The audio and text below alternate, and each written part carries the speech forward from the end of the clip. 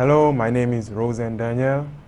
I am of the sporting discipline athletics, and my events are the 400 meters and the 200 meters. Well, I always like to consider myself to always be an athlete.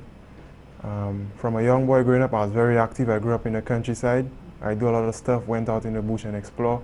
But I really started with track and field in 2008 when I was attending the St. Mary's College. And there I went to train with a club.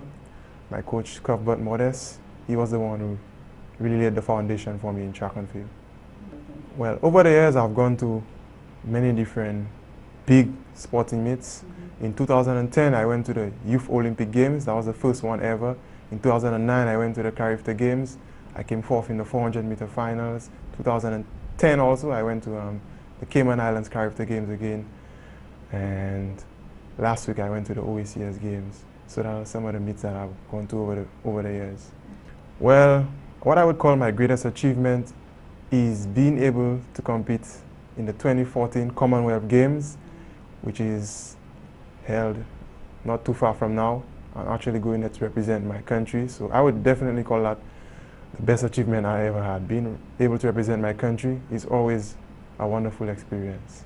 Well, when I look at star athletes, I always see them as a reflection of myself. I always see them as something I could be in the future. I never look at any superstar as special or wonderful.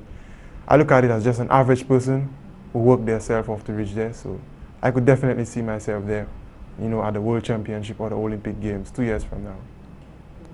My advice to any young athletes growing up is along the lines of what I just said.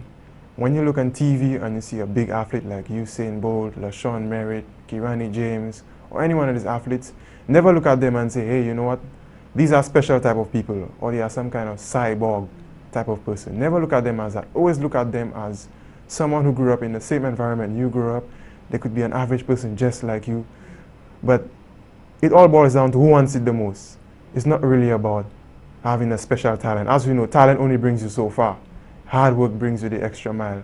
And I want them to know that once you work yourself off, doesn't matter how talented other people are, once you have that desire, once you start with the desire, then everything else will follow. And that's what I want to tell everyone out there.